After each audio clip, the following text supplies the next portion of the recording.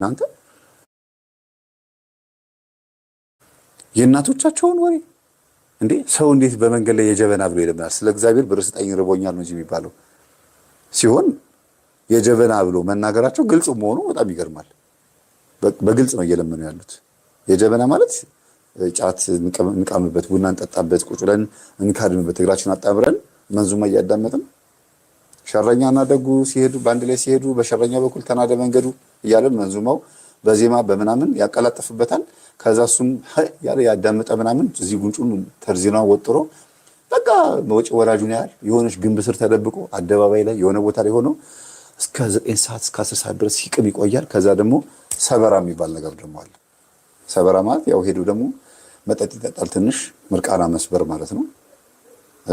በቃ በአቅማቸው ልክ ያደርጉታል። እና እነዚህ ህፃናቶች ጫት ቢያገኙም አይምሩም። ቤተሰቦቻቸው ሲጋራ እንዳይጨሱ የፈቀዱላቸው ለምን ይመስላችኋል? ሀገሬው ላይ ምን ስላለ ይመስላችኋል? የመከነ ትውልድ ስለሆነ አይደል? እና ትልልቆቹ ራሳቸው ህፃን ሆነዋል ማለት ነው። ይሄን ነው ሁልጊዜ የምነጋገረው።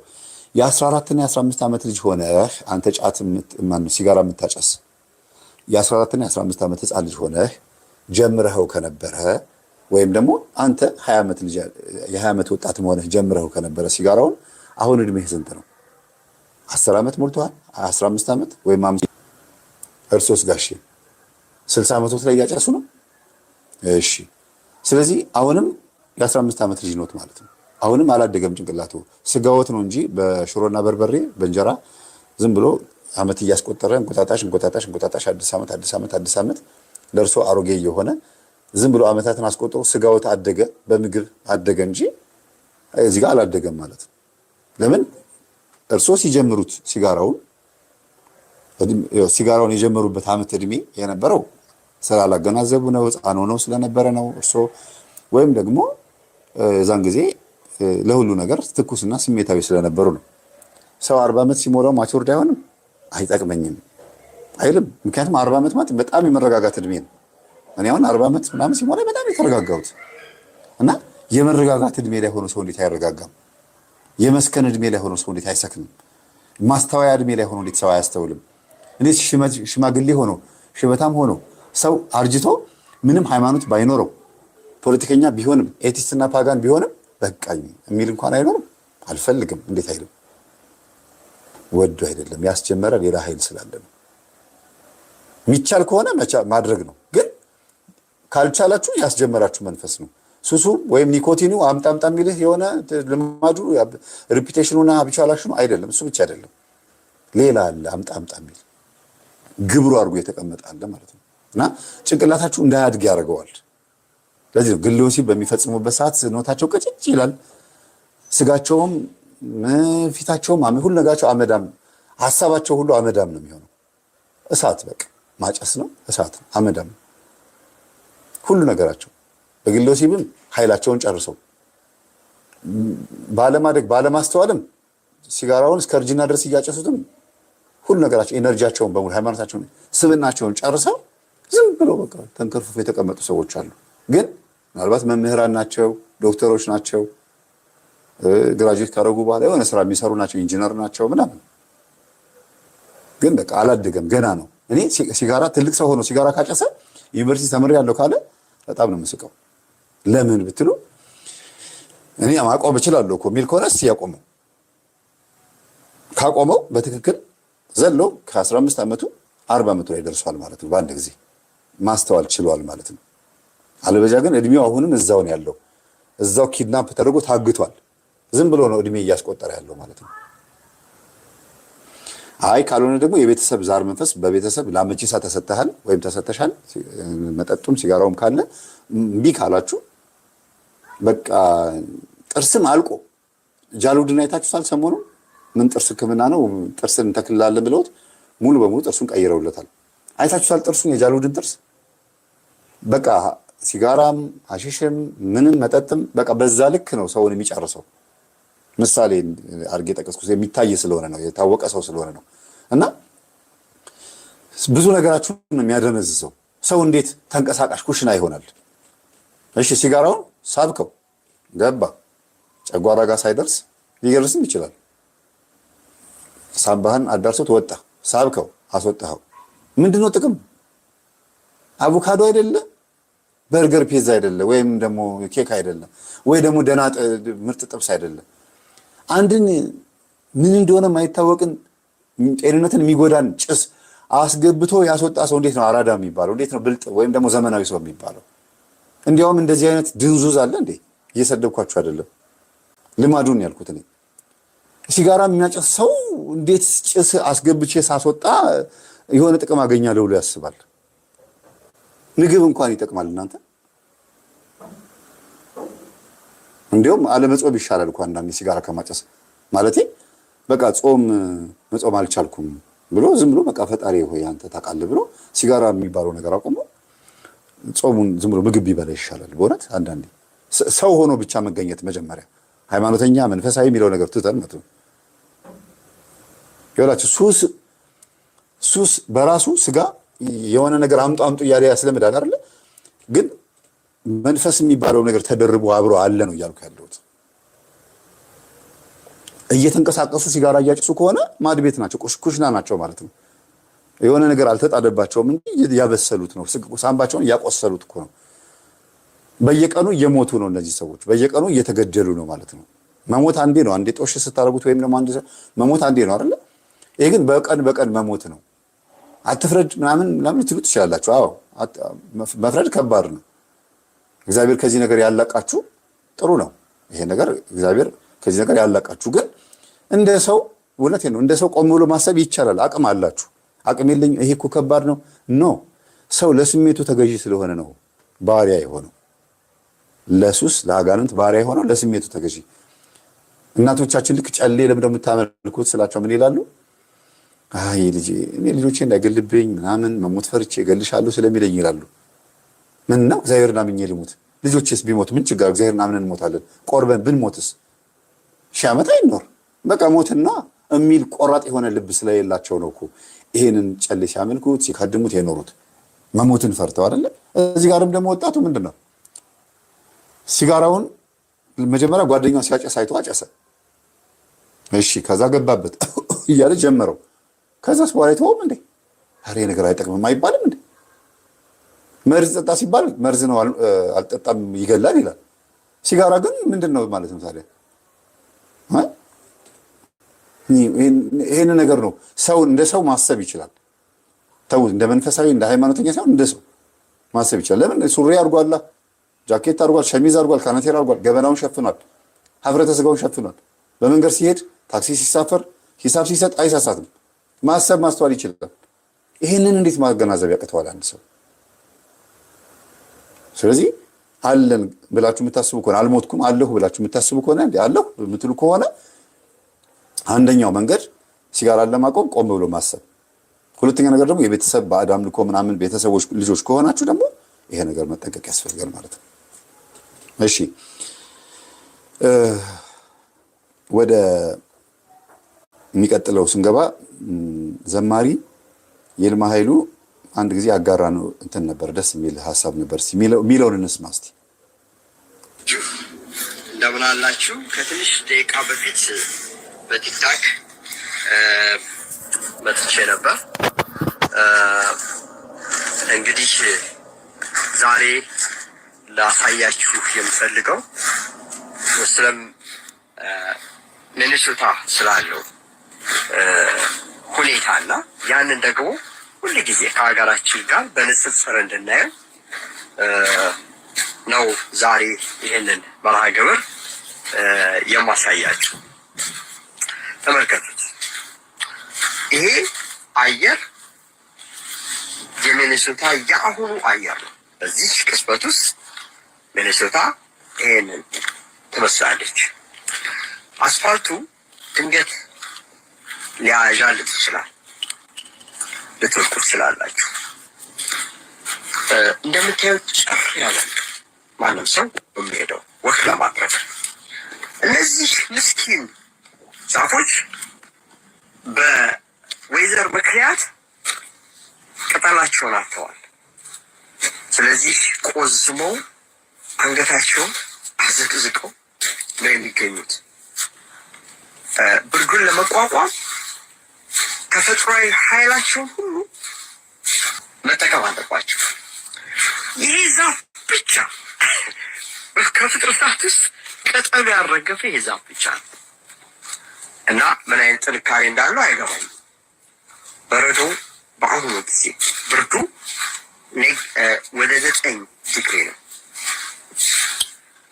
እኔም ያው የተወሰነ ልብስ ለብሻለሁ፣ በቂ አይደለም። እጄን ጓንት ማድረግ አለብኝ። ፊቴን እየበረደኝ ነው።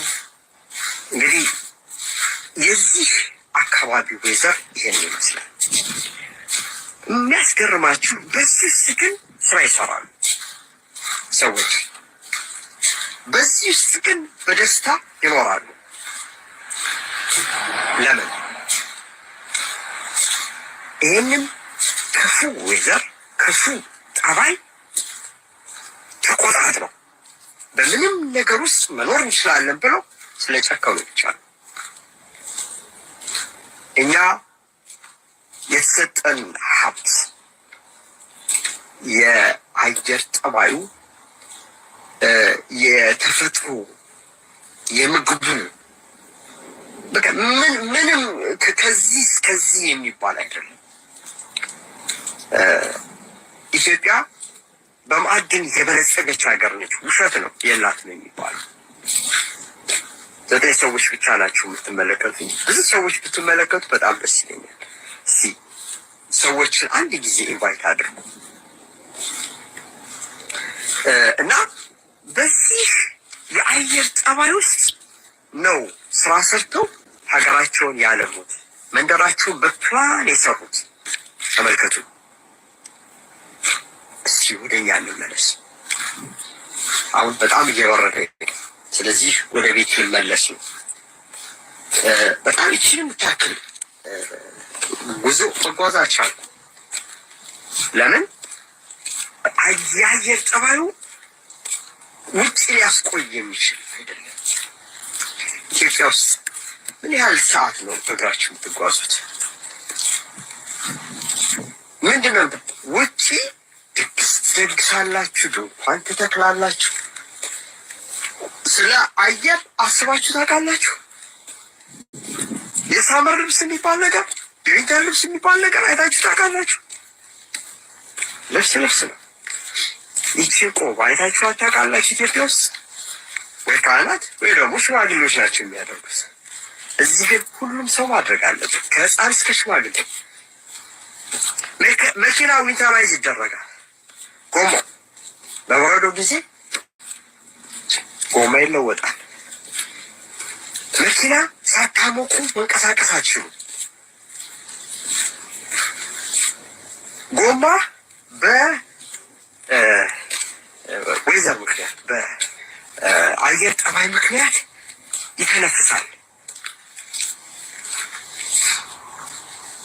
ይሄ ነው እንግዲህ የዚህ የውጭ ዓለም ኑሮ ከተፈጥሮ ጋር ታግለው በየቀኑ ታግለው። መኪና በበረዶ ይሸፈናል። መፈቅፈቅ አለባቸው።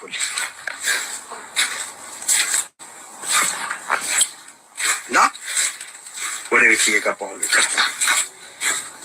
እንዲህ ሆነው ነው የሚኖሩት።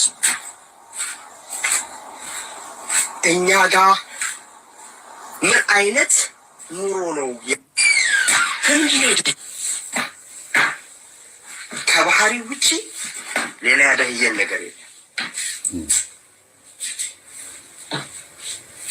ተመልከቱ። ለመጓዝ እንዲህ አይነት ይቅርታ፣ እንዲህ አይነት ትልቅ ጫማ ማድረግ ያስፈልጋል ለመጓዝ። በነጠላ ጫማ የሚትሄድበት ሀገር ነው ኢትዮጵያ። እና ያለንን እግዚአብሔር የሰጠንን ነገር እንዴት አድርገን ነው የምናመሰግነው? እግዚአብሔርን ኢትዮጵያን ስለሰጠን እንዴት ነው የምናመሰግነው? ከዛ ውጭ ግን ማንኛውንም ነገር የምናስተካክለው እኛ ነን። አስተዳደሩን የምናስተካክለው ራሳችንን፣ ኮራፕሽኑን የምናስተካክለው ራሳችንን እንዲህ በማለት በየመስሪያ ቤቱ ጉቦ መስጠት አያዛልቅ። አንድ ቀን ሁላችንንም ያስከፍላል። አብያተ ክርስቲያናት ኮራፕት ሲሆኑ ዝም ማለት አያዋጣም። መንፈሳዊ ሕይወታችን ይደቃል። እንግዲህ የመጨረሻው መጠለያችን ቤተክርስቲያን ነች። የመጨረሻው መጠለያችሁ መስጊድ። ያ ቦታ ከተበላሸ የህልውናችሁ ሰውነታችሁ ራሳችሁን መርሳት አለባችሁ። ለጵጵስና ጉቦ ከተሰጠ አልቋል፣ ብዙ ነገር አልቋል ማለት ነው። ካህናት በየቦታው ሲበደው ገንዘብ ከፍለው የሚሆን ከሆነ ከዛ በኋላ ስለዚህ ሀገር መወያየት ዋጋ የለው። የተከበረ ሀገር ነው። ይህንን የምናስተካክለው ራሳችንን ሰላም እንዲኖር በየመንደራችን ሰላም እንዲኖር መመካከር ያለበት ጎረቤት ለጎረቤት ነው። ሌቦች አካባቢያችንን ሲዘርፉ ተባብረን እምቢ ማለት ያለብን እኛ። እዚህ መንደር የምታያቸው ሰዎች እምቢ ስላሉ ነው። አሁን በራችንን ከፍተን እንኳን ብንሄድ ማንም ሰው ቤታችን ውስጥ አይገባም። የፈለጋችሁትን ዕቃ ውጭ ማስቀመጥ ትችላላችሁ። ወርቅን የሚያክል ነገር መሬት ላይ ወድቆ ሰው ለፖሊስ ይሰጣል። ምክንያቱም ሀገሩ ዲስፕሊን እንድትሆን ስርዓት እንዲኖራት ስለሚፈልግ አንዱ ሰው ለአንዱ በር ከፍቶ ያስገባል። ማንም ሰው መንገድ ላይ በአንዱ ሰው ሲደበደብ ዝም አይልም።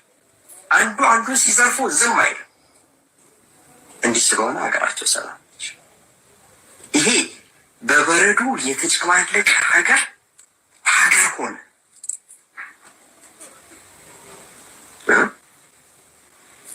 ይሄ ለአንዲት ሰከንድ ውጭ የማይቆምበት ሀገር ሆነ።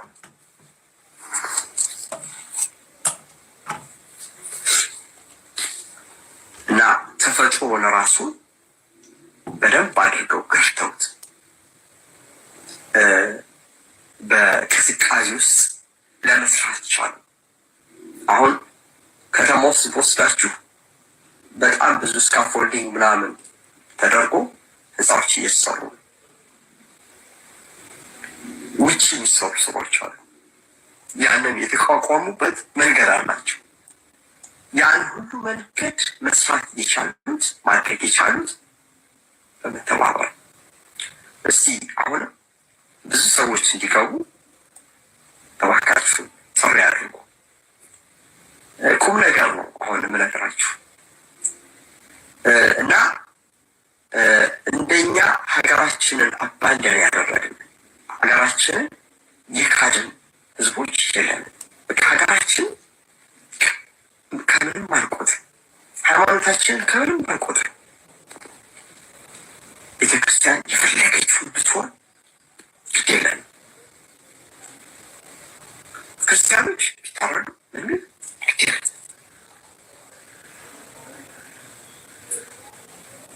ምን እናድርግ አንልም። ያስገርማል። እኔ ገና እንደው ህፃን እንደነበርኩ ኢትዮጵያ አዲስ አበባ በጣም ብዙ ደኖች ነበሩ። እነዛ ሁሉ ተቆርጠዋል። አንድ የሚያሳዝን ነገር ልንገራችሁ። አባቴ አርሲ ነገሌ የምትባል ሀገር ሶጊዶ የሚባል ቦታ በጃንሆይ ጊዜ መሬት ነበረው። ወደ 2 ጋሻ መሬት ነው እና ከዛ ውስጥ በጣም ብዙ ክፍል በደን የተሸፈነ ነበር እና አንዱ ዛፍ ካለማጋነን ቢያንስ እንጃ ወደ 50 ሜትር በጣም ረዥም ግዙፍ ወርካዎች ነበሩ። ያምር ነበር በጣም እና እዛ ላይ ጉሬዛ ይዘል ነበር። ከአንዱ ዛፍ ወደ አንዱ ዛፍ ጉሬዛ ይዘል ነበር እና በጣም ሰፊ ስለሆነ ጸጉሩ እኔ ቀና ብዬ የሚዘሉትን ጉሬዛዎች በማየት ብቻ እፈዝ ነበር እና በጣም ውብ ነበር በቃ። እና ያው መሬት ወረሰ። ከተወሰነ ዓመት በኋላ መጥቼ ያን ቦታ ሳይ ጉሬዛው እንደማን መሬት ላይ ይወጣል። ምክንያቱም ዛፎች ሁሉ ተቆርጠዋል። ምን እንዳጣን ታውቃላችሁ?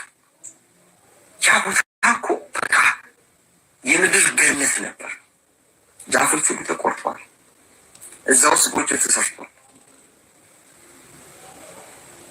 እና ይሄ እንግዲህ አንድ ቦታ እኔ የማውቀው ነው። በመላው ሀገሪቱ ምን እንደተደረገ ደግሞ አስቡት። እና ኢትዮጵያ ከደን ተራቁታ ከተፈጥሮ ሀብት ተራቁታ ተፈጥሮ ሀብቱን ራሱ አጎሳቁለን አቢዝ አደረጉ ሀገሩ። እና አሁን እኛ በድህነት እንኖራለን። ህዝቡ ይሰደዳል። እና አንድ ሰው ቤት ተሰጥቶት ቤቱን በትክክል መያዝ ካልቻለ ከፈራረሰ ከዛ ቤት ወጥቶ መሰደዱ አይቀርም። እንደሱ ነው ኢትዮጵያን አፈራረስናት እኛ። እና የነፍሰ ገዳዮች መፈንጫ አደረግናት። ዲስፕሊን ጠፋ። አንዱ አንዱን አያከብርም። አንዱ የአንዱን ሀሳብ አይሰማም። እና ሚዲያዎች በአጠቃላይ ባሉባልተኞች ተሞሉ። አሁን የምንሰማው ጋጥ ወጦች። እኔ በጣም በከፍተኛ ሀዘን ይሄንን የምነግራችሁ ከይቅርታ ጋር የምንሰማውን ሁሉ አንመርጥም። ሀገራችን እንድትፈወስ ጆሮአችንን ልንጠብቅ ያስፈልጋል። ዓይናችንን ልንጠብቅ ያስፈልጋል። እግራችንን ልንጠብቅ ያስፈልጋል። ቅዱስ ያሬድ እግር ይጹም፣ ዓይን ይጹም፣ ሌላው ቀርቶ አፍንጫ ይጹም፣ አምስቱ ህዋሳቶቻችን ይጹሙ ያለው ዝም ብሎ አይደለም። እነዚህ ህዋሳቶች የሚያመጡት ጠንቅ አለ። ዓይን የሚያመጣው ጠንቅ አለ። አፍንጫ የሚያመጣው ጠንቅ አለ። እና ጆሮአችን በአሁኑ ጊዜ በጣም ጠንቅ እያመጣል፣ እያግበሰበሰ ብቻ ነው የሚሰማው። ስለዚህ የምንሰማው ለልጆቻችን የምንመግበው ለህሊናችን የምንመግበው ሁሉ በጥንቃቄ ማድረግ አለብን። አሁን መስማት ያለብን ጌታ እግዚአብሔር ነው መስማት ያለብን። አሁን መስማት ያለብን መጽሐፍ ቅዱስን ነው። መጽሐፍ ቅዱስ ገልተን ተዋት። አሁን መስማት ያለብን ቅዱስ ዳዊትን ነው። መዝሙረ ዳዊቱን ገልተን ተዋት። እና ጆሮአችንን ልንጠብቅ ያስፈልጋል። የማንም ክፉ ሀሳብ ያለው ሰው መጫወቻ አድርጎ ጆሮአችን ነው። ይህንን ነው የምላችሁ። እና እንደሱ ከሆነ ኢትዮጵያ ትፈውሳለች። በነገራችን ላይ ኢትዮጵያ እንድትፈወስ ሀገሪቱን አይደለም ማስተካከል ያለብን፣ ራሳችን። እኛ ከተስተካከልን ሀገሪቱን ትስተካከላለች። እኛ የፍቅር ሰዎች ከሆን ሀገር ይስተካከላል። እኛ የክብር ሰዎች ከሆን ሀገር ትከበራለች። እኛ የእውነት ሰዎች ከሆን ሀገር ውስጥ እውነት ይሰራል። እኛ የእርቅ ሰዎች ከሆን ሀገር ውስጥ እርቅ ይሆናል። ያ ካልሆነ ግን ተቃራኒ ነው የሚሆን። ስለዚህ ነው ኢትዮጵያን ለመፈወስ መጀመሪያ ራሳችን መፈወስ የሚኖርብን። አጥብቀን መጸለይ አለብን። አጥብቀን መነጋገር አለብን እርስ በርስ። እና ይሄ ነው ዛሬ እንግዲህ ወደ 39 ሰዎች ናችሁ እያያችሁኝ ያላችሁት። ግን መልካም ነው። እንግዲህ በሚቀጥለው ጊዜ ደግሞ አንዳንድ ሀሳቦችን ይዤላችሁ እመጣለሁ። በበጎ ሀሳቦች ላይ እርስ በርስ እንድትነጋገሩ የቤት ስራ ሰጣችኋለሁ። አሁን በነገርኳችሁ ሀሳቦች ላይ እስቲ ከጓደኞቻችሁ፣ ከትዳር ጓደኞቻችሁ፣ ከልጆቻችሁ፣ ከኢትዮጵያውያን ጋር ተነጋግሩ። 39 ሰው ቀላል አይደለም። ጌታ በ12 ሐዋርያት ነው መልካም ሀሳብን በዓለም ላይ እንዲሰራጭ ያደረገው። በጎ ሀሳቦች ሁሉ በጥቂት ሰዎች ነው የሚሰራጩት። ሐዋርያው ቅዱስ ጳውሎስ አንድ ሆኖ ነው መላው አውሮፓን በወንጌል ያዝለቀለቀው። ስለዚህ እናንተም የመልካም ነገር ሐዋርያ እንድትሆኑ አበክሬ እለምናችኋለሁ። እግዚአብሔር ስለሰጠን ጊዜ የተመሰገነ ይሁን። መልካም ጊዜ። ከመልካም ሕሊና ጋር ኑሩ፣ መጥፎ ሕሊናን ተቃወሙት። ቤታችን ከእናንተ ጋር ትሁን። ይህች ስዕል ነች። የምትፈልጓት በፕሪንት በየቤታችሁ ልትወስዱ ትችላላችሁ። በውስጥ ስልክ ልታናገሩ ትችላላችሁ። እግዚአብሔር ከእናንተ ጋር ይሁን። ደህና ሁኑ። እናመሰግናለን። መምህርም ዘማሪም ለምክሩ ማለት ነው መምህር ያልኩት እና እድሜና ኑሮ እኮ በራሱ ይመክራል። በዛ ላይ ደግሞ በዘማሪነቱ ቀጠለበት እንጂ የማስተማር አቅም ይኖረዋል ብዬ አስባለሁ። ቤተክርስቲያን ረጅም ዓመት የተቀመጡ አባቶችና አገልጋዮች የማስተማር ብቃት ይኖራቸዋል እና ጥሩ ነው የተናገረው። በጣም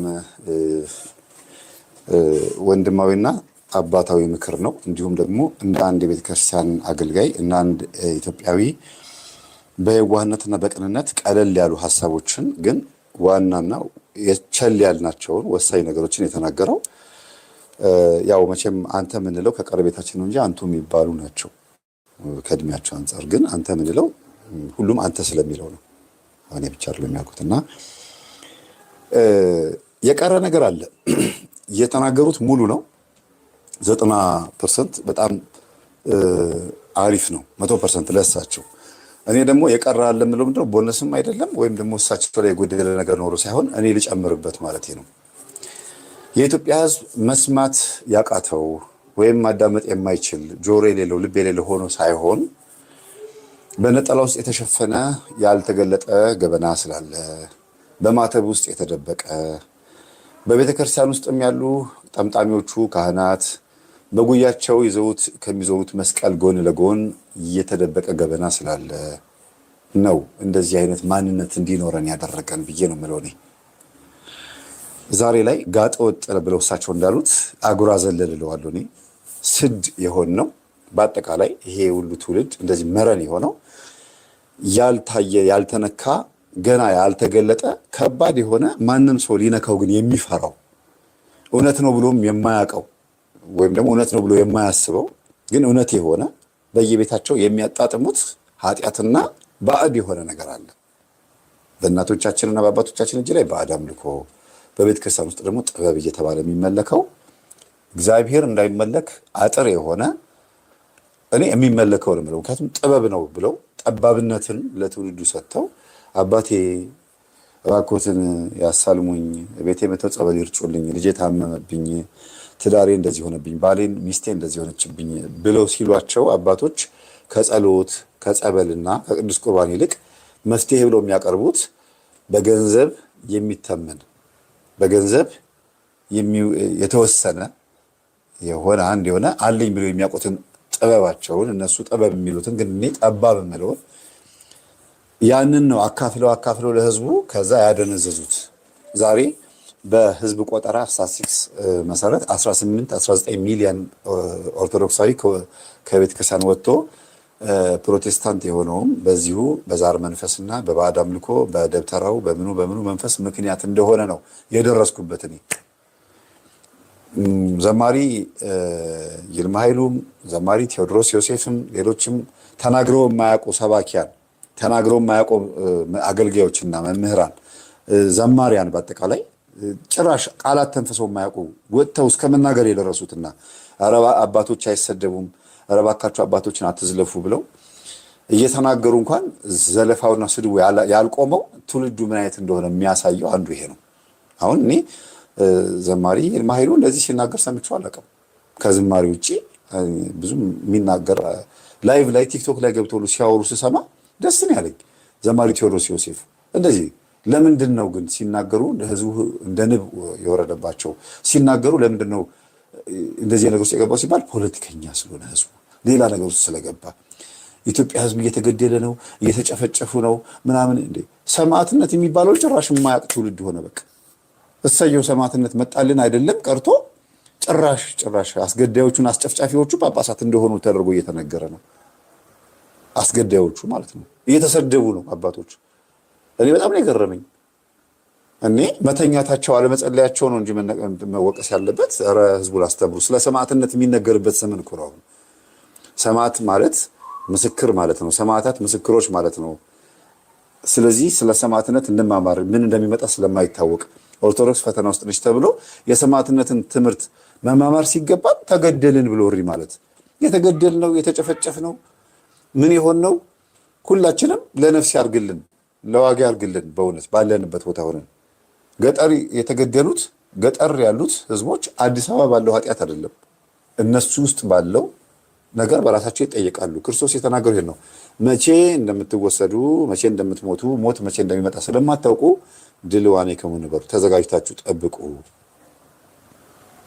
በምንም መንገድ ሞቱ ግን ተዘጋጅታችሁ ጠብቁን ያለው እንጂ እዛ ጋር ሞት ሲነሳ አባቶችን መዝለፍ መጨፍጨፍ ምናምን በጣም ይሄ እንደዚህ አይነት ወጣ ያለ መረን የሆነ እንዴት ነው ጳጳሳትን የማያከብር የሆነች ነው። ጳጳሳትን የማያከብር ፓትርያርኮችን ቆሞሳትን የማያከብር አንደበት የመጣው ለምን ይመስላችኋል?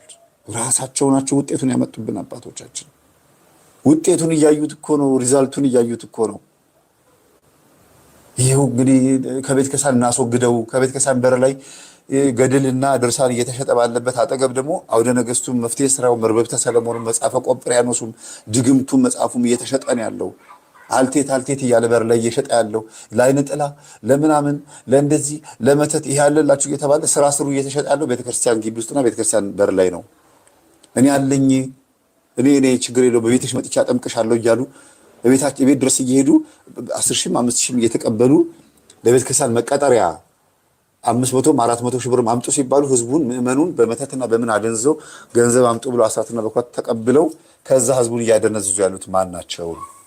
የትን ፍጮ ዱቄቱን አምጮ ነው ጉዳዩ እኮ። አሁን እነሱ ቤታቸው ባዕድ አምልኮ ያመልካሉ፣ ጨሌውን ያመልካሉ። እሱ መጣል ሲፈልጉ የሚሰማቸው የለም። ንስሐ ለመግባት ሲመጡ ሀብታም ቤት እየመረጡ ነው ንስሐ አባቶች የሚገቡት። ጸበል ሊረጩ ሲመጡ አስገድዶ የሚደፍሩ ደብተራዎች አሉ። በአንድ ደብተራ መሳደብ ምክንያት ወይም በአንድ ደብተራ ዝሙት እና የድግምት ችግር ምክንያት ስንት ትውልድ ነው የሚበላሸው? ስንቱ መናፍቅ ሆነ። የኛ ንስሐ አባት ናቸው። ለምን ጴንጤዎች ሲባሉ፣ ለምን ከኦርቶዶክስ ወጣች ሲባሉ፣ ለምን ኤቲስትና ፓጋን ሆንክ፣ ለምን ዱርዬ ሆንክ፣ ለምን ከቤተ ክርስቲያን ወጣ ሲባል ምክንያት የሚያደርገው ማንን ነው? ስለዚህ ቤተክርስቲያን ከባድ ችግር ውስጥ ያለችው በእኛው በአገልጋዮች ነው። መምህራችን የተናገረው ወይም ዘማሪ የተናገረው ትክክል ነው። እኛውን ያጨቀየናት፣ እኛውን ቆሻሻ ያረግናት፣ ማተብ ያሰርነውም ነጠላ የለበስነውም ያገለገልነውም ጭምር ሁላችንም አጠቃላይ ምእመኑም ዝም ተባለ። እስቲ አሁን አልጮህንም? እስቲ ነው እኔንም እንኳን እንዳታምኑኝ ብዬ ተናግሬያለሁ። የምናስተምረው ትምህርት መርምራችሁ አዳምጡ፣ ሁሉንም አትቀበሉ ብለን የምናገረው ለምንድን ነው? በአሁኑ ሰዓት ከባድ ነው። አስራተ ገብርኤልን በተደጋጋሚ አምጥቼላችሁ አሳይቻችሁ ነበር። አስራተ ገብርኤል አሁን ቀሲስ ባንቴሆን ጋር ካሜራማን የነበረው ከዛ በኋላ ደግሞ ላጥምቅ ብሎ ደግሞ አሁን የመጣው አሁን ደግሞ መስቀል አድርጎ ካባ አድርጎ ቀሚስ አድርጎ ደግሞ ከላዩ ላይ ደግሞ ካባ ደርቦ ደግሞ ላጥምቅ ብሎ በምን ወደ ሀያት መስመር አካባቢ ላይ ቤተክርስቲያን እያጠመቀ ነው አይደል? መንፈስ እያስወጣ ነው አይደል? ማን ነው የተቀበለው ይሄንን ሰው? አባቶች። ለምን? ለገንዘብ ብለው መዋጮ አድርግ ብለውኛ አንዳንድ ቤተክርስቲያን ላይ መዋጮ እንዲደረግ ገንዘብ እንዲዋጣላቸው አድርገን ለስብከት ጥሩን ስንላቸው ለስብከት አይጠሩም፣ ለገንዘብ ነው የሚጠሩት። እስቲ ቀና መቻችሁልን ስንላቸው አይሰሙም፣ ለገንዘብ ነው። ስለዚህ በአሁኑ ሰዓት ቤተክርስቲያንን እያበላሿት ያሉት ማንን ጠርቼ እንዲያስተምር ላድርግ፣ የሚያስተምረው ሰውዬስ ማን ነው፣ ምንድን ነው የሚያስተምረው ብሎ ገብተው ሚዲያ ላይ እንኳን አያዩ፣ ሰውየው ባክግራውንዱን አያጠኑ።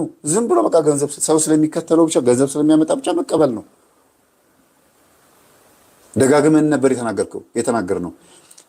ማስተማር የምትፈልግ ከሆነ አስራተ ገብርኤል ሂድና ቴዎሎጂ ግባ፣ መንፈሳዊ ኮሌጅ ግባና ማስተማር ጀምር። ቀሚሱን መልበስ፣ ማጥመቁን፣ በመቁጠሪያ ይዞ አጋንንት መደብደቡን፣ መንፈስ አስወጣለሁ ማለቱ ይቆይ፣ ይደርሳል።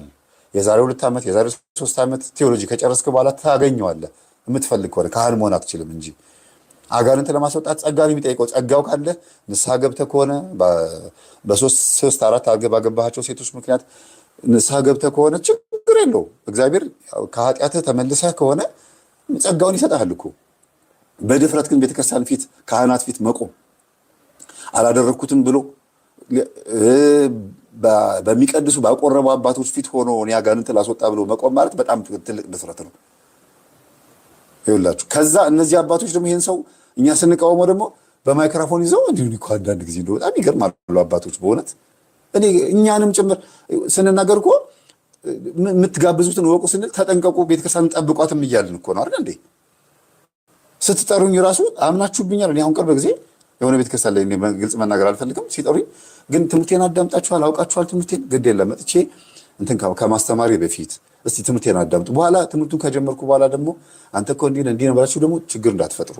ማስተማር ስንጀምር ቆጣሪ ያጠፋሉ፣ ይረብሻሉ፣ ሰዓት አለቀ ብሎ ማይክሮፎን ሊቀቡ ይሞክራሉ። ብዙ ተጽዕኖ ስለሚፈጥሩ ደብተራዎችም ስላሉ ሄጄ ዘው ብዬ አልገባም እና በጣም ነው በቃ አባቶች ዝም ብሎ የዋህም ናቸው፣ እንደገናም ደግሞ ገንዘብ ጥቅመኛም ናቸው።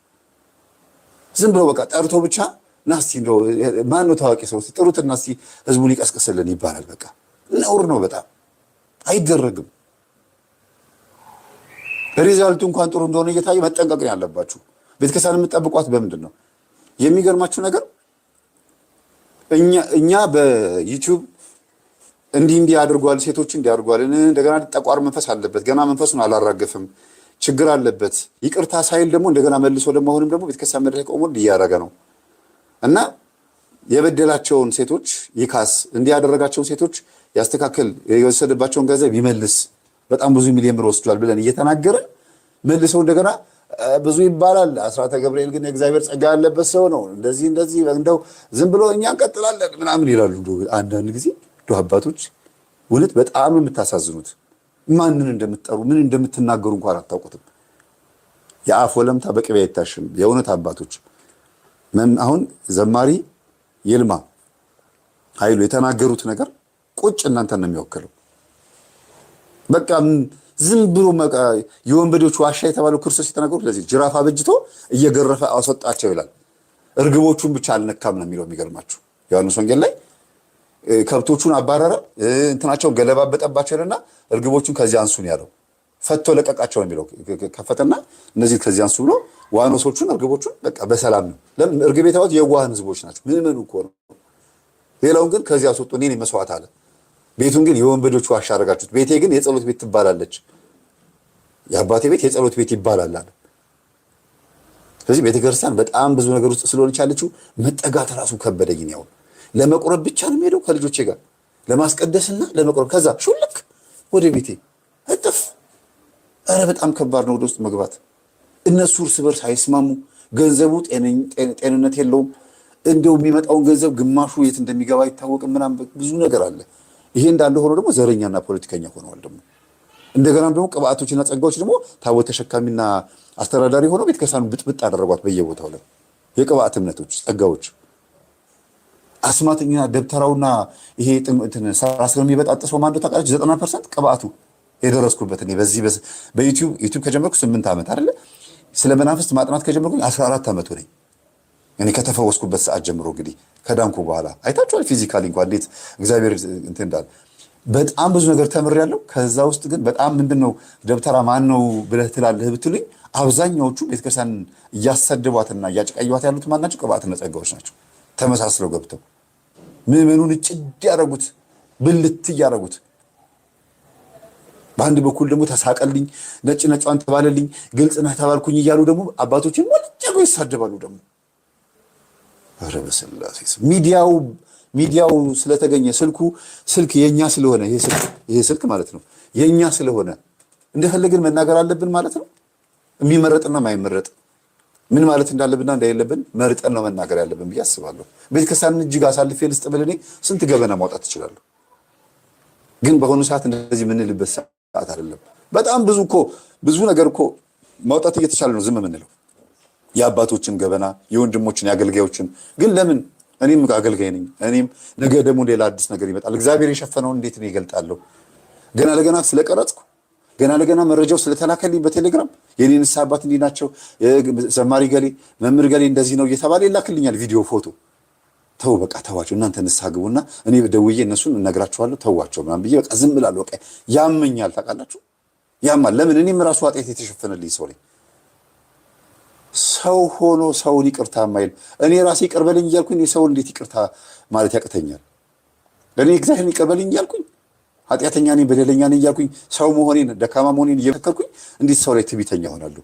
ትዕቢታቸው አገልጋዮቹ ጥርር ሲሉ በቃ ሲናገሩ ሲሉ ከደሞዝ የማይሻሩ እድሜ የማይገፋ የሆነ በቃ አላል ሌላ ለውጥ የማይመጣ ነው የሚመስሉት። ባሉበት የማይነቃነቁ ነው የሚመስሉት። በእውነት ይቅር በሉ ሲባባሉ ካህናት አይቼ በቀደም እንዴት እንደሚሰዳደቡ ስሰማ በጣም ደነገጥኩኝ። ይቅርታ መባባል አልቻሉ አባቶቹ። ከዛ ቆመው ደግሞ ይሰብካሉ። በማግስቱ ይቅርታ አይደለም ብለው እኮ ነው ቄሱ። ከዛ ዲያቆኑ ተናደደና ማይክሮፎን ቀማቸውና ይውረዱ ትናንትና ለእርቅ እምቢ ብለዋል አላቸው። በጣም ነው ያስደሰተኝ ይሄ ዲያቆን። እግዚአብሔር ይስጠው፣ ኃይለ ልዑል ይባላል። እግዚአብሔር ይስጠው። ቀማቸው ማይክሮ ለምን አምጥቶ ተመረማሪዎች ደግሞ ቀማቸውን ሌላ ካህን ይመደባል አለ። ትናንትና ታረቁ ሲባሉ አልፈልግም አላሉ። እርቅ የማይወዳ አንደበት ታምረ ማርያም አያነብም አላቸው። ከዛ ሌላ ሁከት ሊያነሱ ከዛ እኚህ ሰውዬ የሆነ ችግር አለባቸው ሆነ እንደ ኦርቶዶክሳዊ መንፈስም የለባቸውም እንደዚህ ከሆነ ችግራቸው አልኩኝና ሄጄ ሳጣራ ስጠይቅ ዘበኛው ምን አለኝ? የተከሰኑ ዘበኛ ኧረ ሰውየው ሃይማኖቱ ሌላ ነው የሚባለው አለ። እንግዲህ አስቡ ታምረ ማርያም እስከ ማንበብ የደረሰ ሰው ቅባት እንደሆነ እየተጠረጠረ ደብተራ እንደሆነ እየተጠረጠረ ግን ይፈሩታል። ያስፈሳኛል እያሉ የሆነ ነገር ያደርግብኛል ይደግምብኛል እያሉ እና እምነት የት ገባ ታዲያ? እግዚአብሔርን ማመን የት ገባ? ቤተክርስቲያን ችግር ውስጥ ነች ያለችው በአንድም በሌላ መንገድ። ከሁሉ ግን የጎዳት ጀርባ እዚህ ጀርባ ላይ የተቀመጠ ቅማል በሚለው የሰየምኩት ደብተራ ነው። ማንሳት የሚከብድ ቦታ ላይ አይደል? ቅማል ጀርባ ቅማል በዚህ ስትሉት አታነሱትም። በቃ ከባድ የሆነ ፎጣ ላክ አድርጋችሁ እንዲህ ካላከካችሁት ጀርባ ላይ ያለ እንደዚህ ካላላችሁት ከባድ ነው አይደል? ደብተራ ማለት የቤተ ክርስቲያን የጀርባ ቅማል ማለት ነው። ለውርደት የዳረጋት ለመናፍቃን ስድብ የዳረጋት ነው። ቤተ ክርስቲያንን ያበላሿት ይሄ አብሾውን ምኑን የወሰዱት ናቸው። ከዛ ደግሞ በእነሱ ደግሞ የተለከፉ ደግሞ አሉ። ለእውቀት ለድምፅ ለምናምን እየተባለ ለግርማ ሞገስ ለስንት ነገር እየተባለ ይወሰዳል። ከዛ ብክት ታደርጓት። እንደገና ምእመኑን ደግሞ በከሉት። ለዓይነ ጥላሽ ለልጅሽ ለእንትን ለባልሽ ለስንፈት ወስብ እየተባለ ያው ግቡና ቴሌግራም ላይ ወጥ እስቲ መሪጌታ ገሌ የባል ሕክምና ለእንትን ለእቁብ ለሎተሪ እንዲደርሳችሁ እናደርጋለን። ራሱ እኮ ሎተሪ እኮ አይደርሰውም እኮ ለሎተሪ የሚለውን ራሱ አያደርገውም። ሀብታም አይሆንበትም። በቃ ቤተክርስቲያንን በዛም በዚህም ብለው ተቀራመቷት። በቃ እግዚአብሔር ይቅር ይበላል። በእውነት ስሙት ቀጥሎ የሚናገረውን ነገር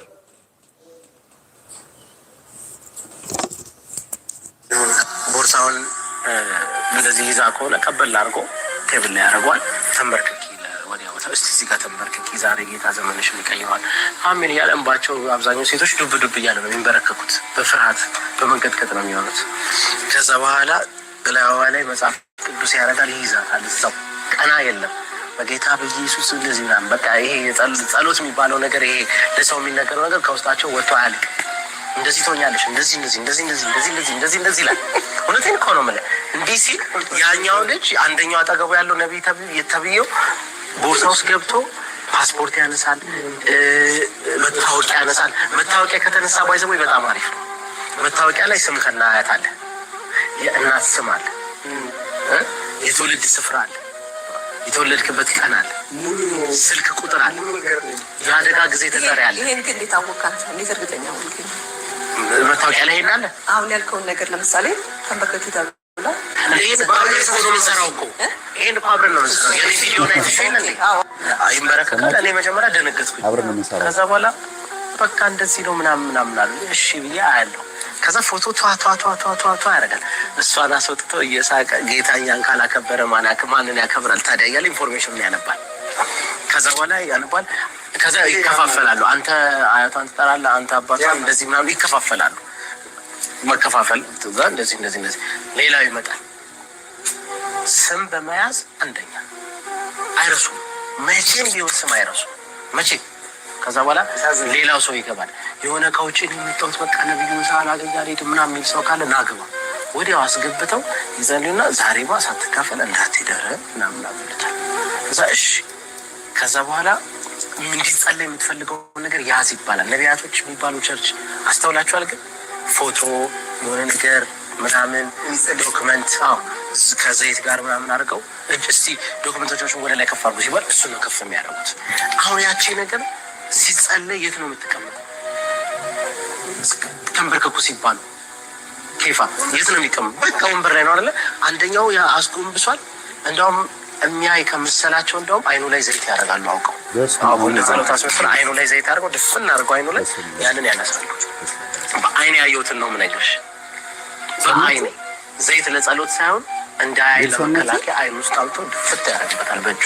ያ የተቀባይ መስሎት ይዘላል። አሜን ይላል አንበርክኮ። ከዛ ቶሎ አንሳይ ለምሳሌ ወደዛ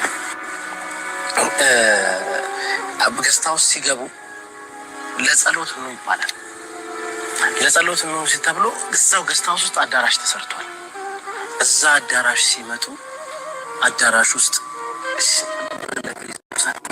ስልካችሁ ምንም ድምፅ አያስፈልግም እና ጸልዩ፣ ነቢይ ሊመጣ ነው ይባላል። ነቢይ በቃ እንደ ትልቅ ነገር ተደርጎ ማለት ነው። ከዛ ሁሉ ነገር ጥለው ይመጣሉ አይደል? እዚህ እዛ ገብቶ ቶሎ ብሎ ከቦርሳ ቷ ያደርጋሉ። እንደዚህ ባይኔ አብረን ነው ታዲያ። በግልጽ ቋንቋም እየተሰራ ያለውን ይህንን የመጋረጃ ጀርባ ድርሰት እንዲህ ብሎ ይገልጸዋል። እየተናገርኩ ነው እንግዲህ በግልጽ ማለት ነው። ዲስ ኢዝ ድራማ ፊልም። ለምሳሌ ፊልም ሲቀረጽ ስክሪፕት ተጽፎ ተተውኖ ተቀናብሮ እንደሚቀርብ ልክ እንደዛ ይሄ ቲያትር አለ መድረክ ላይ ትወና፣ የመድረክ ላይ ትወና ነው የሚደረገው። አብረን ያደረግነው ከነሱ ጋር ከስቴጅ በስተጀርባ ነው ትወናው የሚያልቀው። እዛ ወጥተን ፐርፎርም ነው የምታደርገው። ገብቷል አይደል? እንደዚህ አይነት ነገር እንግዲህ ቅድም የአየር ስብሰባው የሚባለው ነገር የሁለታችሁንም ልብ ነክቶታል። እኔ በሳቱ ምን ፊል እንዳረኩ ደግሞ ብታውቁ በጣም ነው የሚገርመው። በቃ ምን ውስጥ እንደገባው በቃ ገብቷል አይደል? ሲኦል ራሱ እንደዚህ አይነት ኃጢአት ያለ አይመስለኝም። ውድ የቻናላችን ቤተሰቦች ይህንን ዝግጅት ወደ እናንተ ያደረስነው እየተሰራ ያለውን ድራማ ከራሳቸው ከተዋናያኑ አንደበት ሁላችንም ሰምተን በመረዳት በተዋህዶ እምነታችን እንድንጸና ለማሳሰብ ነው። በቀጣይ ከመጋረጃው በስተጀርባ ክፍል 5 ዝግጅታችን እስከምንገናኝ ድረስ ሰላም። እንግዲህ እንደዚህ አይነት ነገር ስንሰማ በጣም ከባድ ነው። ቤተሰቦቼ ምን ትላላችሁ? እስቲ አሁን ከሰማችሁት ውስጥ ምን ተረዳችሁ? ለምን ያቀረብኩት ይመስላችኋል? ይሄን ነገር አያችሁ። ብዙ ሰው እውነት መስሎት ነብይ ገሌጋ ፓስተር ገሌጋ ሊሄድ ብሎ ይሄዳል። ይሄ ድራማ ግን ከበስተጀርባ እንዳለ አንደኛ አያውቅም፣ ሁለተኛ እጁን ጭኖበት ልጸልይልህ ሲለው በዝናው ሄዶ ከዛ ግን የሚገባበት ደግሞ ይኖራል። መቼም በዚህ ልክ በኢየሱስ ክርስቶስ ስም ካጭበረበሩ ባዕድ አምልኮ ቦታ ሄዶ በመናፍስት መንፈስ እገዛ አይሰሩም ማለት ከባድ ነው። ከባድ ነው። አይሰሩም ማለት ለምን? ዋናው እንግዲህ አስቡት፣ ከቦርሳቸው ውስጥ ከሞባይላቸው ውስጥ አንቺ ጸልይ ብለው እነሱ ሲጸልዩ አይናቸው ውስጥ ቅባ ቅዱስ አድርጎባቸው ሲደነባበሩ ቦርሳቸውን በርብረው መረጃ ከወሰዱባቸው ጌታን በዚህ ልክ ከተዳፈሩት መተት ቦታ ናይጄሪያ ሄደው ሱዳን ሄደው የሆነ ቦታ ደቡብ አፍሪካ ሄደው ምናምን እንደሚባለው ከተለያዩ ከነ ቡሽሪ እጅ ላይ እንግዲህ ቡሽሪ ጠንቋይ ነበር ነው የሚባለው አይደለም ስንሰማ፣ ከነሱ እጅ ላይ ከነ ጆሹዋ እጅ ላይ መንፈስ ተቀብለው መተው እዚህ ደግሞ እንትን ሲሉ ያው በከልከሌዎስ መንፈስ በአጽም በሰው ጭንቅላት በሰው ቅል ማለት ነው በሰው አጽም ሰውን ያፈዛሉ የሚባለው ነገር እውነት ነው ማለት ነው። ገጠሜ ላይ አቅርቤላችኋለሁ። አንድ ፓስተር እንዳደረገ አልሰማችሁም?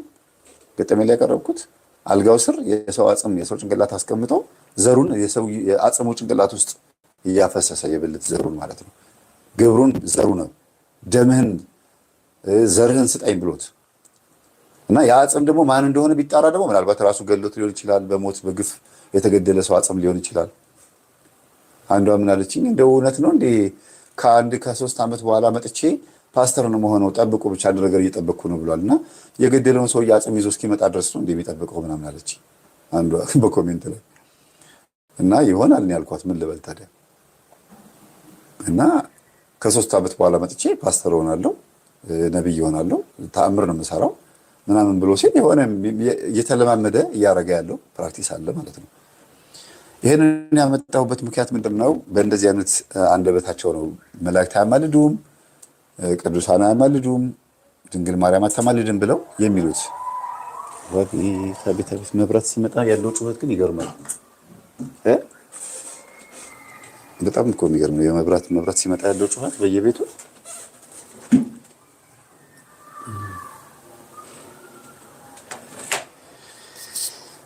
ቤት።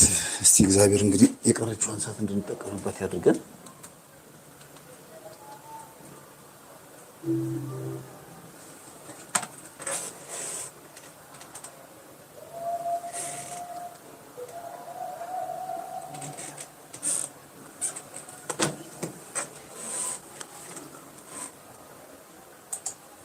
እና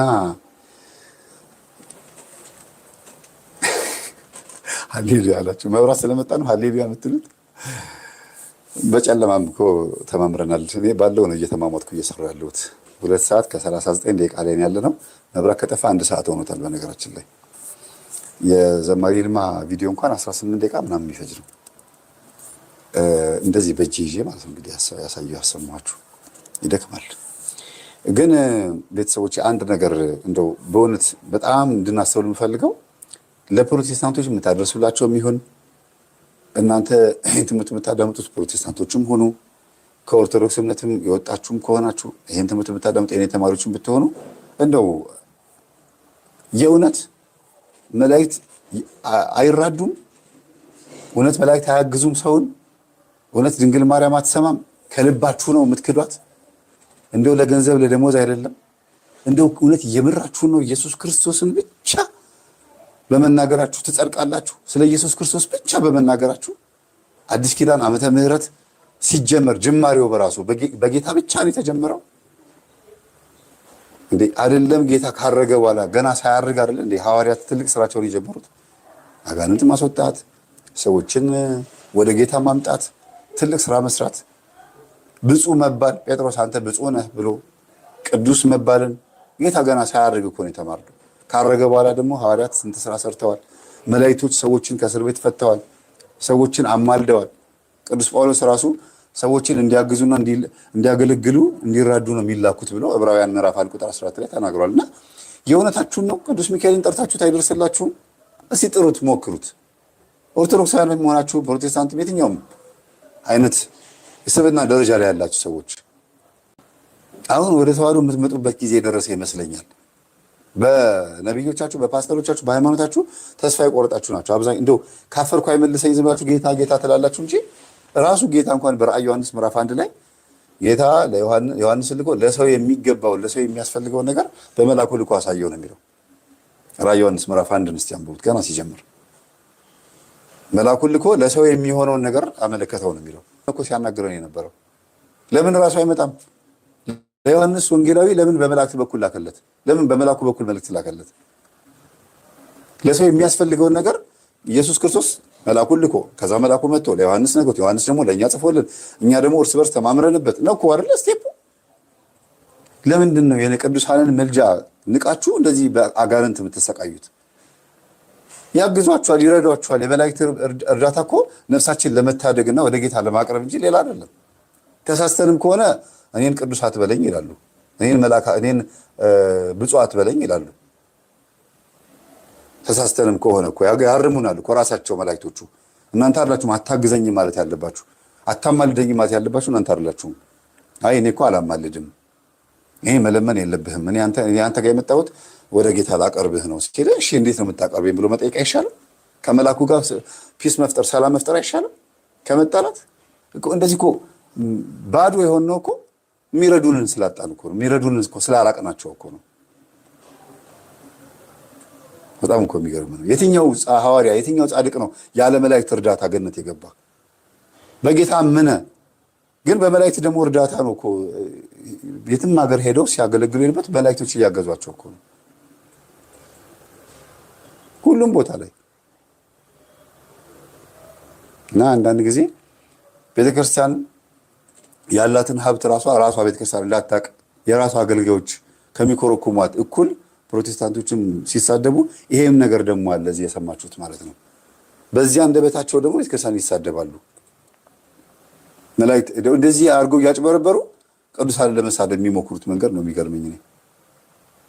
እንደዚህ ሌቦች ሆነው አጭበርባሪዎች ሆነው ማለት ነው። እና እግዚአብሔር ምሕረቱን ይስጠን። ቪዲዮ አልቋል፣ ጨርሼዋለሁ። የቀረ ነገር ያለ አይመስለኝም። እግዚአብሔር መጨረሻችን ያሰምርልን። ምን እንበል ታዲያ? መጨረሻችን ያሰምርልን። 44 ደቂቃ ነው አየር ላይ ቆየሁት። 2 ሰዓት ከ44 ደቂቃ። የቀረችዋን ሰዓት በመመካከር በጸሎት በመዝሙር ግብዣ እንጨርሳት። 3 ሰዓት ሊሆን ማለት ነው። እንግዲህ በኢትዮጵያ ሰዓት አቆጣጠር ከምሽቱ 1 ሰዓት ከሩብ ነው። ቪዲዮ 3 ሰዓት መሙላት ስላለበት 15 ደቂቃ በማጠቃለያና በዝማሬ በጸሎት እንጨርሰዋለን ማለት ነው። እንደ ማጠቃለያ እነዚህን ቪዲዮዎች ያሳየኋችሁ ከተለያየ ዩቲዩብ ከተለያየ ማህበራዊ ሚዲያ የተሰበሰቡ ቪዲዮዎች ቢሆኑም ግን እናንተ እንድትማሩባቸው ሳመጣቸው ቪዲዮውን እኔ ልክ እንደናንተ ስክሮል እያደረኩ ሳየው ብዙ ገጠመኝ ስለሚያስታውሰኝና ይሄ ቪዲዮ እኮ ሊያስተምር ይችላል ብዬ ስለማሰብ ነው ማመጣው። በቴሌግራም ቪዲዮ ልትልኩልኝ ትችላላችሁ። ማህበራዊ ሚዲያ ላይ ተለቀቀ ሊሆን ይችላል። በቤታችሁ የቀረጻችሁት ሊሆን ይችላል። አሁን አንዳንዶቹ ልጆቻቸው ሲጸልዩ፣ በመቁጠሪያ ሲቀጠቅጡ፣ ሲያመሰግኑ፣ ሲዘምሩ ይልኩልኛል። ደስ ይላል፣ በጣም ደስ ይላል። እንደዚህ ነገር ደግሞ ስትልኩ ለማህበራዊ ሚዲያ ሳበቃው ልጆቻችሁን እንዲለቀቅ የማይፈልግ የእናንተ ቤተሰብ ሰው ደግሞ ይፈልጋል።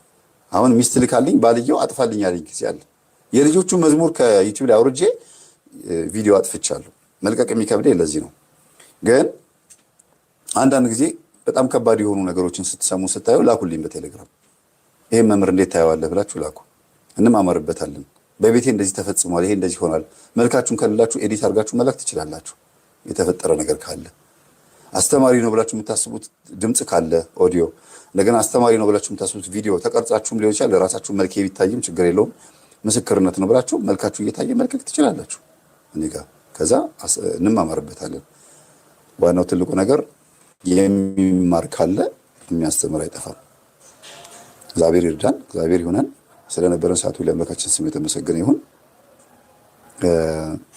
ነገ ወንጌል የምንማማርበት ቀን ነው። ነገ እንገናኛለን።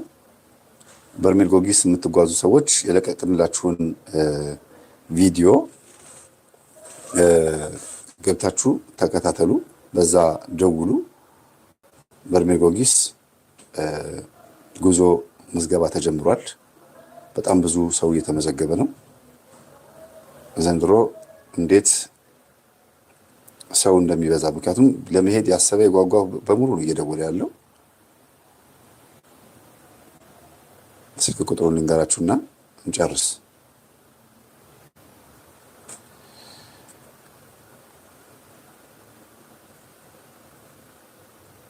እሺ፣ ትንሽ ኔትወርክ ቢዚ ሆነብኝ ነው። መብራት አሁን አይደል የመጣው፣ ሌላው ስልክ አልከፍትም ማለት።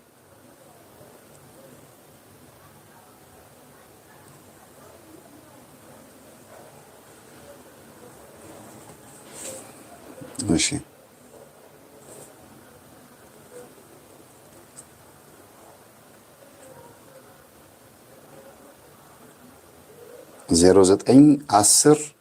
0910101073 የበርሜል ጎርጊስ ምዝገባ ማለት ነው። 0910101073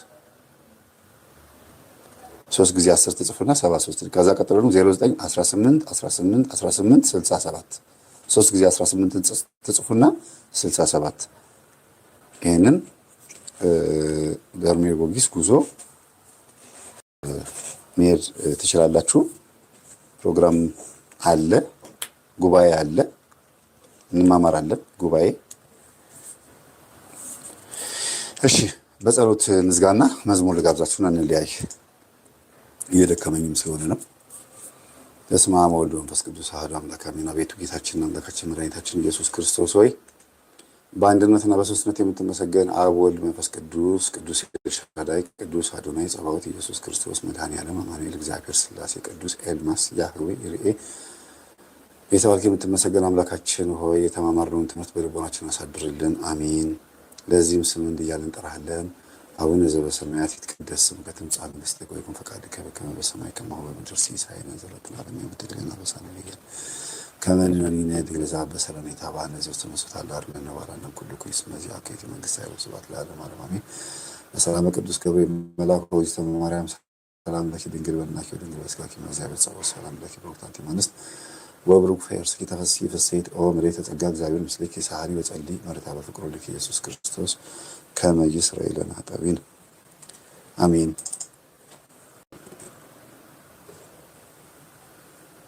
እሺ መዝሙር ልግቹ ነገ እመቤታችን ቅድስት ድንግል ማርያም ስለሆነች የእመቤታችንን መዝሙር ብጋብዝ ደስ ይለኛል።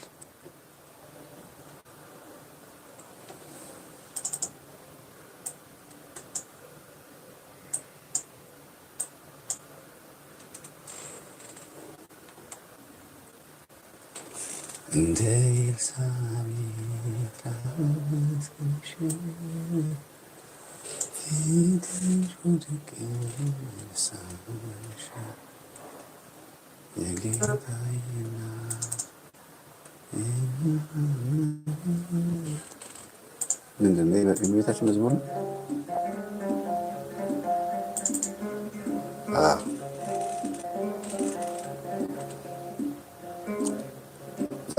ደህና ደሩ። እግዚአብሔር ይስጥልን።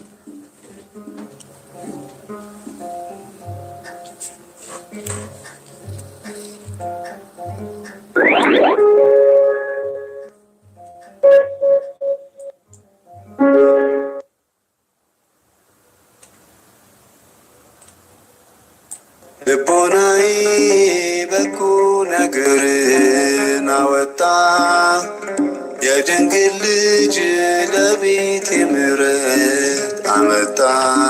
ጎሳ ልብየ ቃል ሰናየ ጎሳ ልብየ ቃል ሰናየ ልቦናዬ በጎ ነገርን አወጣ የድንግል ልጅ ለቤቴ ምሕረት አመጣ። ጎሳ ልብየ ቃል ሰናየ ጎሳ ልብየ ቃል ሰናየ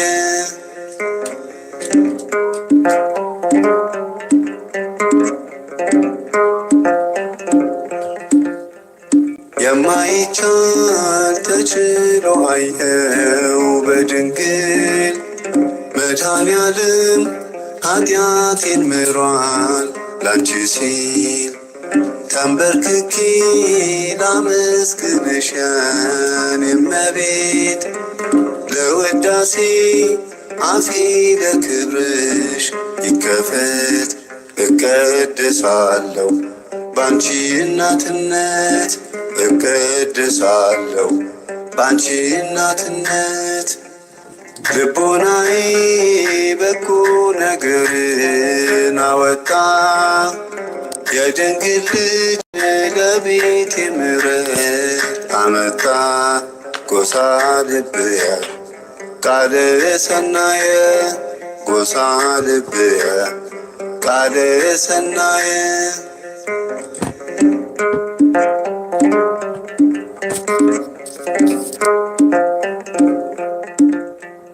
የነፍሴ ሞት ተወገደላት ሕመሟ ልጇ ሆንኩኝ ስለተማፀንኩ በስሟ ያለ ርኩሰት ለወለደችው ለማርያም ዘምራለሁ የሚመልሰኝ ኃይል የለም ጠብቃኛለች ድንግል ማርያም ጠብቃኛለች ድንግል ማርያም ልቦናዬ በጎ ነገርን አወጣ የድንግል ልጅ ለቤቴ ምሕረት አመጣ። ጎሳ ልብየ ቃል ሰናየ ጎሳ ልብየ ቃል ሰናየ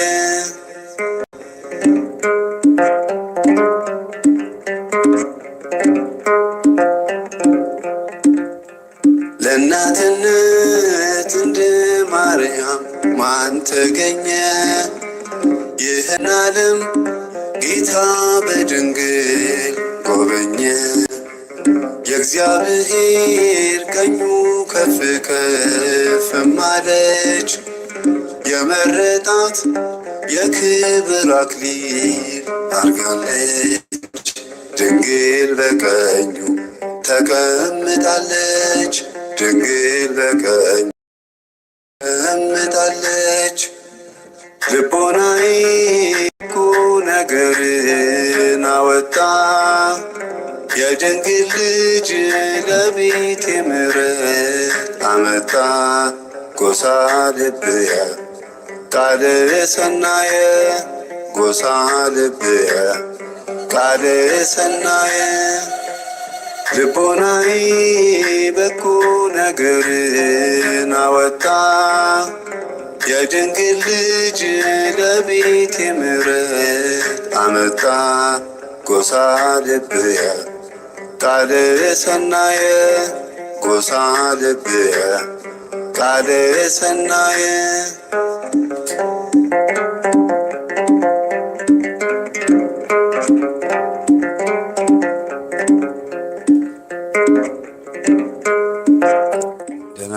ደህና ደሩ። እግዚአብሔር አክብርልኝ።